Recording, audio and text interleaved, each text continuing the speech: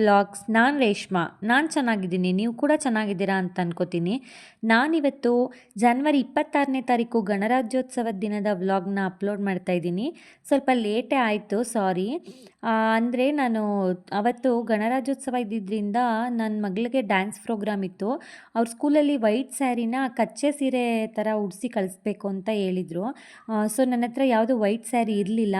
ಅದಕ್ಕೆ ಡಬಲ್ ಪಂಚೆನಲ್ಲಿ ಯಾವ ರೀತಿ ಕಚ್ಚೆ ಸೀರೆನ ಉಡಿಸ್ಬೋದು ಅಂತ ಹೇಳ್ಬಿಟ್ಟು ಯೋಚನೆ ಮಾಡಿ, ನಾನು ನೋಡಿ ಚಿಕ್ಕವಳಾಗಿರೋದ್ರಿಂದ ಅವಳಿಗೆ ಸ್ವಲ್ಪ ಸೈಜ್ ಚಿಕ್ಕದಾದರೂ ಆಗುತ್ತಲ್ಲ, ಹಾಗೆ ಡಬಲ್ ಪಂಚೆನಲ್ಲೇ ಸೀರೆ ಥರ ಉಡ್ಸಿದ್ದೀನಿ. ಚೆನ್ನಾಗಿ ಕಾಣಿಸ್ತಿದೆ. ಹಾಗೆಯೇ ಕಚ್ಚೆ ಸೀರೆ ಆಗಿರೋದ್ರಿಂದ ಏನು ತೊಂದರೆ ಇಲ್ಲ, ನೀಟಾಗಿ ಕೂತ್ಕೋತು.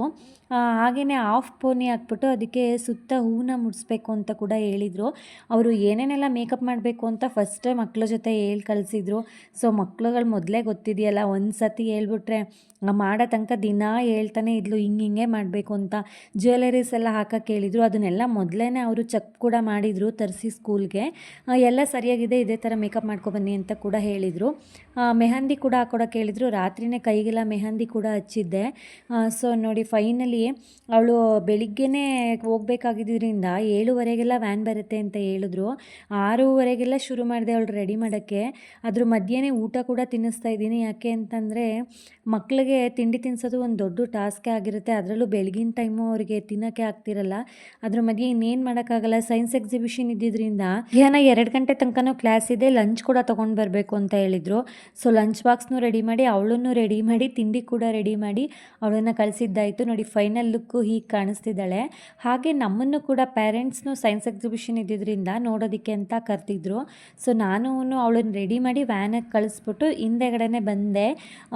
ಆದ್ರೂ 1 ಅವರ್ ಬೇಕು, ನಾನು ಎಲ್ಲ ಕೆಲಸ ಮುಗಿಸಿ ಬರೋಷ್ಟೊತ್ತಿಗೆ ಪ್ರೋಗ್ರಾಮ್ ಆಗಲೇ ಶುರುವಾಗಿ ಎಂಡಿಂಗಿಗೆ ಬಂದ್ಬಿಟ್ಟಿತ್ತು. ನೋಡಿ ನನ್ನ ಮಗಳು ಡ್ಯಾನ್ಸ್ ಕೂಡ ನಡೀತಿದೆ. ಡ್ಯಾನ್ಸ್ ಒಂದು ವಿಡಿಯೋನ ಕ್ಯಾಪ್ಚರ್ ರಿಪಬ್ಲಿಕ್ ಡೇ ಫಂಕ್ಷನ್ ಕೂಡ ಮುಗ್ದೋಗಿತ್ತು. ನಮ್ಮ ಶುಭಂಗೆ ಎಸ್ಸೆ ರೈಟಿಂಗಲ್ಲಿ 2nd ಪ್ರೈಸ್ ಬಂದಿತ್ತಂತೆ. ಅದು ಪ್ರೈಸ್ ಡಿಸ್ಟ್ರಿಬ್ಯೂಷನ್ ಆಗಬೇಕಾದ್ರೆ ನಾನು ಅಲ್ಲಿ ಇರಲಿಲ್ಲ. ಅದಾದಮೇಲೆ ಸೈನ್ಸ್ ಎಕ್ಸಿಬಿಷನ್ ಕೂಡ ಶುರು ಆಗಿತ್ತು. ಸೊ ಫಸ್ಟು ಫಿಸಿಕ್ಸ್ ಕ್ಲಬ್ಗೆ ಬಂದೆ. ಎಂಟ್ರೆನ್ಸಲ್ಲೇ ನಮ್ಮ ಶುಭ ನಿಂತಿದ್ಲು. ಅಂತಂದರೆ ಅವಳು ಗೆಸ್ಟ್ನ ಇನ್ವೈಟ್ ಮಾಡೋಕ್ಕೆ ಅಂತ ಹೇಳ್ಬಿಟ್ಟು ಡೋರ್ ಹತ್ರನೇ ಇದ್ಲು. ಅವಳು ಮಾಡಿದ್ದ ಮಾಡೆಲ್ ಕೂಡ ಅದೇ ರೂಮಲ್ಲಿತ್ತು. ಸೊ ಫಸ್ಟು ಅದನ್ನೇ ನೋಡಿಬಿಡೋಣ ಅಂತ ಹೇಳಿ ಎಂಟ್ರೆನ್ಸ್ಗೆ ಬಂದೆ.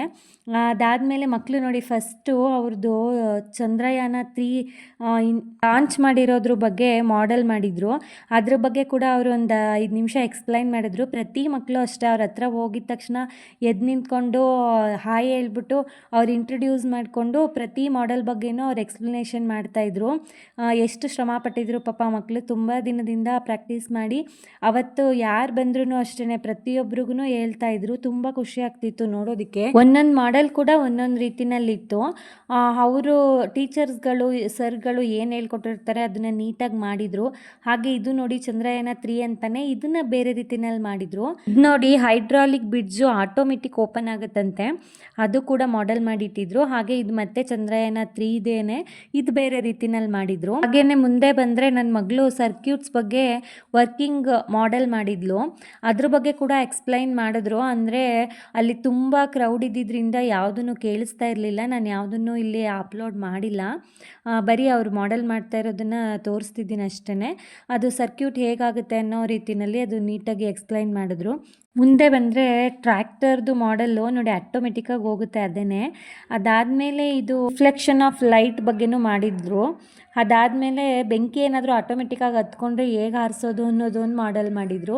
ನೆಕ್ಸ್ಟು ನಾನು ಮ್ಯಾಥ್ಸ್ ಕ್ಲಬ್ಗೆ ಹೋದೆ. ತುಂಬ ಚೆನ್ನಾಗಿ ಮಾಡಿದರು. ಅಲ್ಲಿ ಮಕ್ಕಳು ಎಷ್ಟು ಚೆನ್ನಾಗಿ ವೆಲ್ಕಮ್ ಕೂಡ ಮಾಡಿದ್ರು. ಅದಾದಮೇಲೆ ಅವ್ರದ್ದು ಮಾಡೆಲ್ ಏನಿದೆ ಅದ್ರ ಬಗ್ಗೆ ಎಕ್ಸ್ಪ್ಲೈನ್ ಮಾಡಿದ್ರು. ಪ್ರತಿಯೊಂದು ಮಾಡೆಲ್ಲು ಅಷ್ಟೇ ತುಂಬ ಚೆನ್ನಾಗಿತ್ತು ಅವ್ರದ್ದು. ಏನಿದೆ ಮ್ಯಾಥ್ಸ್ ಬಗ್ಗೆ ಅದನ್ನೆಲ್ಲನೂ ಮಾಡೆಲ್ ರೀತಿಯಲ್ಲೇ ಮಾಡಿ ಪ್ರತಿಯೊಬ್ಬರಿಗೂ ಎಕ್ಸ್ಪ್ಲೈನ್ ಮಾಡ್ತಾಯಿದ್ರು. ತುಂಬ ಚೆನ್ನಾಗಿತ್ತು ನೋಡೋದಕ್ಕೆ. ಎಲ್ಲ ಮಕ್ಕಳು ಅಷ್ಟೇ ಹತ್ರ ಹೋಗ್ತಿದ್ದ ಹಾಗೆ ಎದ್ದು ರೆಸ್ಪೆಕ್ಟ್ಫುಲ್ಲಾಗಿ ಅವರ ಇಂಟ್ರೊಡ್ಯೂಸ್ ಮಾಡ್ಕೋತಾ ಎಲ್ಲನೂ ಎಕ್ಸ್ಪ್ಲೈನ್ ಮಾಡ್ತಾಯಿದ್ರು. ತುಂಬ ಖುಷಿ ಆಗ್ತಿತ್ತು. ಪ್ರತಿ ರೂಮಲ್ಲೂ ನಿಮ್ಗೆ ಏನು ಅನ್ನಿಸ್ತು ಅದ್ರ ಬಗ್ಗೆ ಬರೀರಿ ಅಂತ ಒಂದು ಬುಕ್ಕಲ್ಲಿ ಕೂಡ ಬರೆಸ್ಕೊಂಡ್ರು. ಪ್ರತಿ ಮಕ್ಕಳು ಖುಷಿಯಾಗಿ ಮಾಡ್ತಾಯಿದ್ರು. ಈ ರೀತಿ ಒಂದು ಪ್ರೋಗ್ರಾಮ್ನ ಮಾಡೋದ್ರಿಂದ ಎಲ್ಲ ಮಕ್ಳಿಗೂ ತುಂಬ ಎನ್ಕರೇಜ್ಮೆಂಟ್ ಆಗುತ್ತೆ. ಇದು ನೋಡಿ ನಮ್ಮ ಜಾನ್ವಿ ಎಕ್ಸ್ಪ್ಲೈನ್ ಮಾಡ್ತಿದ್ದಾಳೆ.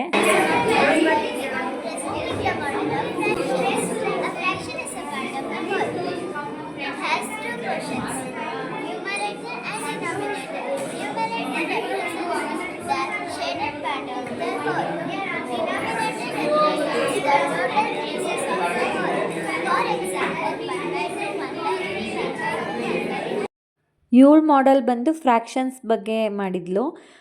ತುಂಬ ಚೆನ್ನಾಗಿ ಎಕ್ಸ್ಪ್ಲೈನ್ ಕೂಡ ಮಾಡಿದ್ಲು. ಅವಳ ಫ್ರೆಂಡ್ಸ್ ಎಲ್ಲ ಜೊತೆಲಿ ನಿಂತ್ಕೊಂಡು ಆಂಟಿ ನಮ್ಮದು ಫೋಟೋ ತೆಗೀರಿ ಅಂತ ಹೇಳಿ ತೆಗೆಸ್ಕೊಂಡ್ರು. ಹಾಗೆ ಅವಳ ಫ್ರೆಂಡ್ ಕೂಡ ಡಿವಿಷನ್ ಬಗ್ಗೆ ಮಾಡೆಲ್ ಮಾಡಿದ್ಲು. ಅವಳು ಕೂಡ ಎಕ್ಸ್ಪ್ಲೈನ್ ಮಾಡಿ ಹೇಳಿದ್ಲು. ಅಂದರೆ ಇದು ಮ್ಯಾಥ್ಸ್ ಕ್ಲಬ್ಬು, ಸೊ ಎಲ್ಲ ಮ್ಯಾಥ್ಸ್ ಬಗ್ಗೆನೇ ಇತ್ತು. ಏನೇನೆಲ್ಲ ಮಾಡ್ಬೋದು ಮ್ಯಾಥ್ಸಲ್ಲಿ ಎಲ್ಲ ಮಾಡೆಲ್ಸ್ಗಳನ್ನೂ ಮಾಡಿದರು. ತುಂಬ ಚೆನ್ನಾಗಿತ್ತು. ಈ ಮಕ್ಕಳು ಕೂಡ ಅಷ್ಟೇ ಆಂಟಿ ನನಗೆ ಸ್ಕೋರ್ ಬರೀರಿ, ನನಗೆ ಅಪ್ರಿಷಿಯೇಷನ್ ಆಗೋ ರೀತಿಯಲ್ಲಿ ಬರೀರಿ ಅಂತ ಹೇಳ್ಬಿಟ್ಟು ಬುಕ್ಕಲ್ಲೆಲ್ಲ ಬರೆಸ್ಕೊಂಡ್ರು. ತುಂಬ ಚೆನ್ನಾಗಿತ್ತು ಅದೂ. ಇದಾಗಿತ್ತು ಇವತ್ತಿನ ವ್ಲಾಗ್. ಇಷ್ಟ ಆದರೆ ಲೈಕ್ ಮಾಡಿ, ಶೇರ್ ಮಾಡಿ, ಸಬ್ಸ್ಕ್ರೈಬ್ ಮಾಡೋದನ್ನು ಮರಿಬೇಡಿ. Thank you everyone.